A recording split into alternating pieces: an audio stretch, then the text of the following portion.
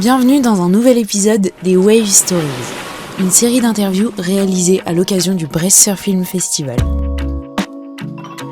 Aujourd'hui, on reçoit Peter Wolf, réalisateur d'un film consacré à Sebastian Stodner.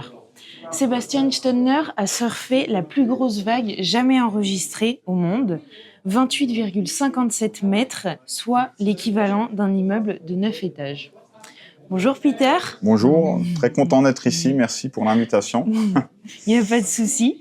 Alors, qu'est-ce qui t'a donné envie de raconter l'histoire en fait de Sebastian Stodner ? L'histoire, elle est venue chez nous. Je travaille pour une entreprise, une société. On fait des films documentaires. On a fait pas mal sur d'autres sportifs très connus en Allemagne aussi, ou au monde entier, Toni Kroos, de Nowitzki, Klitschko, des boxeurs en poids lourd. Okay. Et puis, c'est venu chez nous. Et je dois dire, je ne connaissais pas le nom, je ne connaissais pas Nazaré, je n'étais pas dans le surf du tout. Et ça n'a pas pris 30 minutes où j'ai regardé les images, j'ai regardé ce qu'il fait, et puis j'étais complètement capté. C'est incroyable, les images, son histoire en plus, c'était directement clair. Là, il faut faire un film. Ouais, ça n'a pas duré, c'était impressionnant. Vraiment, sorte de coup de foudre. Un petit peu, oui. Ouais. Okay. Je me souviens vraiment quand je regardais les images et je me suis dit, qu'est-ce que c'est que ça? Ouais. Et Sébastien, il est originaire d'Allemagne. Et un pays où il n'y a pas la mer, mais pourtant il affronte les plus grosses vagues de la planète. Qu'est-ce que ça dit selon toi sur son trait de caractère, personnalité? Il était vraiment dans le film. Il y a Laird Hamilton qui dit "He's called by the water", donc il est vraiment appelé par l'eau. D'ailleurs, c'était ici en Bretagne, c'est vraiment pas loin d'ici qu'il il y avait des vacances en famille qu'ils ont fait ici. Il avait à l'âge de 10 ans. Ils étaient en Bretagne. Et il a fait du surf dans les petites vagues avec un bodyboard toutes les vacances. On a ça dans le film, il y a même les images. Il sortait pas de l'eau. Et depuis cet instant-là, il y avait vraiment plus rien d'autre dans sa vie. Il a commencé, bien sûr, il vient de Nuremberg en Allemagne, en Bavière. Il n'y a pas de mer, il n'y a pas d'océan, il y a des lacs. Il a commencé la planche à voile. Et à partir de là, il était capté vraiment. Il y a une chose dans sa vie, c'est le surf, c'est la mer, les vagues. Vraiment. Et là, il y a cette énergie pour tout le temps. Vraiment, il y a quand même un caractère extrême, on peut dire un petit peu. Il est très très concentré, un focus sur ce qu'il veut faire. Et puis il est parti à 16 ans, il est parti à Maui, Hawaï. Ce qui n'était bien sûr pas facile pour les parents, mais pour lui, c'était le paradis. Et là, il a vu vraiment, il est allé à Jaws, la grande vague, à Maui. Il a vu, d'ailleurs, vraiment, la première fois qu'il a vu quelqu'un surfer, c'était Laird Hamilton, donc celui qui a inventé le surf tracté dans les grandes vagues. Et depuis cet instant-là, il savait, je vais aller dans les grandes vagues, dans les grosses vagues, vraiment dans les big waves. Et puis, maintenant, il est là où il est. Il a fait les plus grosses vagues du monde. Et, vraiment... Et te souviens-tu d'un moment fort, intense ou peut-être même dangereux pendant le tournage ?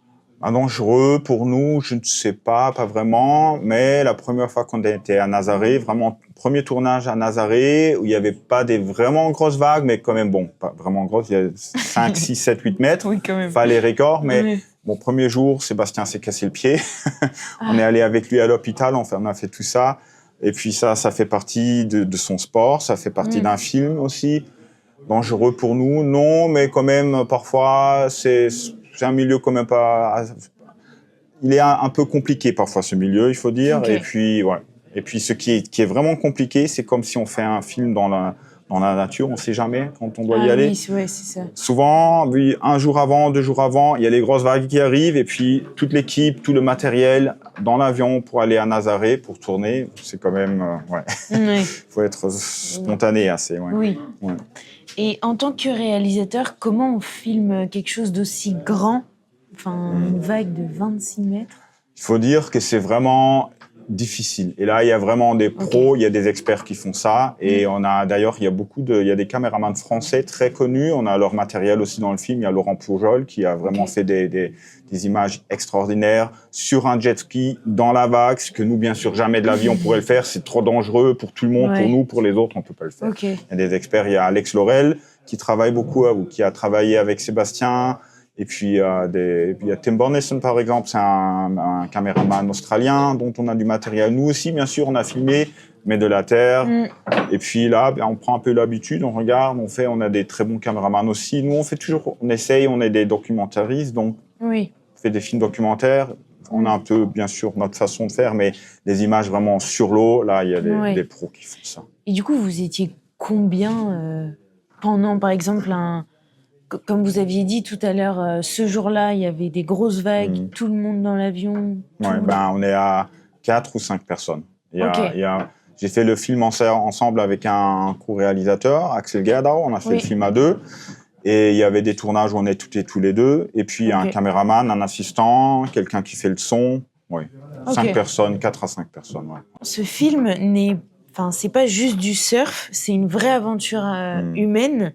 Qu'est-ce qui t'a le plus touché chez Sébastien ? Ouais, c'est intéressant. Ça dépend un peu de la perspective. Pour moi, quand même, j'ai des enfants moi-même. C'est aussi quand même la perspective des parents.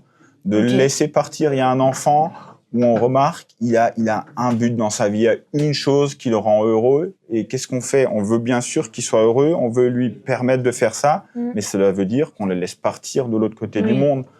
Et cette décision de le laisser partir pour qu'il trouve son bonheur, sa joie. Et c'est un peu aussi la mère qui en parle. C'était pas facile. Et le chemin de Sébastien, il était quand même... Il y a plus facile à faire, mais après, c'est une décision à prendre. Et puis, ça c'est une chose qui, moi, personnellement, ça m'a touché. Il y a d'autres histoires. On raconte un petit peu l'histoire aussi de Maria Gabeira. Elle a un film elle-même, mais elle est quand même assez connectée avec Sébastien. Et ce qu'elle a vécu dans le surf, à Nazaré aussi, ça m'a touché quand même beaucoup. Et puis, il y a une coopération, ils ont travaillé ensemble. Ils étaient un couple, les deux. Ça, c'est quelque chose qui m'a quand même très touché aussi. Il y a beaucoup de choses quand même. Mais bon, bien sûr que je le dis. Et comment s'est organisé le tournage ? Ça s'est suivi sur plusieurs années.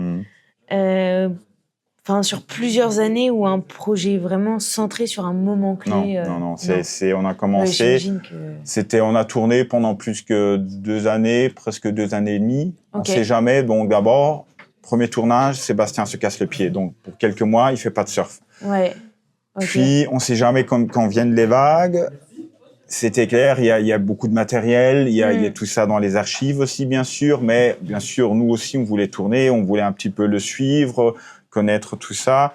On devait aller avec lui à Hawaï, où il a vraiment vécu pendant 10 années. Donc, il fallait trouver un bon moment pour y aller avec lui.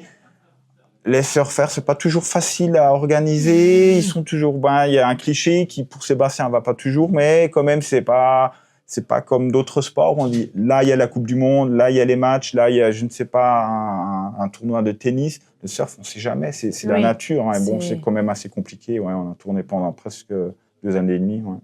Sans compter tout le montage, quoi, après, derrière. Le montage, ça a pris, je ne sais pas, 6-7 mois. Ah oui, quand même. Quand même, il y a énormément de matériel. Lui-même, il a énormément de matériel. De là, vraiment, la première version du film qu'on avait, elle avait 3h30. Et puis, bien sûr, il faut couper, il faut un petit peu réduire, bien sûr. Ah oui, ok, 3h30. Ok. Et il y a un côté très physique, mais aussi très mental dans le surf de grosses vagues. Comment as-tu voulu traduire ça dans le film ? Ouais, bonne question. Avec Sébastien, c'est un petit peu... Ça se sépare un petit peu où il est. Ça commence ici en Bretagne, où il y a le coup de foudre, un petit peu. Puis il est en Allemagne, en Bavière, et là, il est vraiment... Il est coincé, il peut pas... Bien sûr, il fait son planche à voile et tout ça, mais il va à Hawaï, là, il se libère, il reconnaît... Puis je veux pas trop raconter parce que c'est l'histoire du film. Il y a beaucoup de moments aussi où il peut pas aller sur l'eau, il peut pas sortir. Et un petit peu, s'il est sur l'eau, au bord de la mer, il se sent bien, il est libre, il peut faire ce qu'il veut. S'il n'y a pas la mer, s'il peut pas sortir, il est vraiment serré, je ne sais pas comment on dit exactement. Et puis, bien sûr, on transporte ça. C'est une question de montage, c'est la musique, bien sûr, c'est les couleurs qu'on met. Quand même. Ok. Et quel message tu voulais faire passer à travers cette histoire, parce que c'est un film de sport, mais au fond, c'est plus que du sport. Ouais. Bah, en fait, après, presque un cliché, mais il faut trouver son chemin, même s'il est difficile, même il y a des détours à faire, pour trouver sa bonheur. Pour Sébastien, c'était comme ça. Il dit ça lui-même. Il a laissé derrière soi sa famille, ses copains, de l'argent. Il a pris beaucoup de risques pour faire ce qu'il veut, pour trouver son bonheur personnel. C'est pas encore fini, bien sûr. Il est encore jeune. Mais c'est ça un petit peu. Hein. Et puis pour moi aussi, cet aspect de famille, de savoir aussi laisser aller les enfants. C'est difficile. Moi, ce serait super difficile, mais c'est un petit peu ça, ouais. Et puis Oui, vous, en tant que papa, vous pouvez comprendre du coup Ouais. Je voudrais pas laisser mes enfants aller à l'autre côté du monde, hein, mais. Ouais. S'ils sont heureux. Ouais, pour Sébastien, c'était ça. Hein. Il a trouvé son bonheur. Ouais.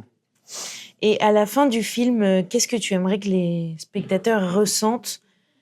Une émotion, une réaction D'abord que le film leur plaît. Oui.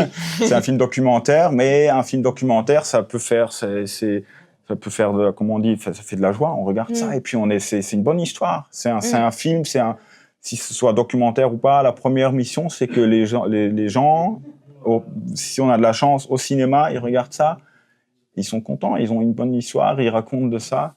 Il y a des belles images, il y a une super bonne histoire. Comme moi, je trouve l'histoire de Sébastien, elle est extraordinaire. Et puis, s'il y a des comment on dit, des messages ou des idées qu'on a, comme j'ai un petit peu dit, parfois c'est difficile, c'est compliqué, il y a des détours, il y a des trucs qui marchent pas, mais après, il faut essayer de continuer. Et puis, c'est ça un petit peu. Hein.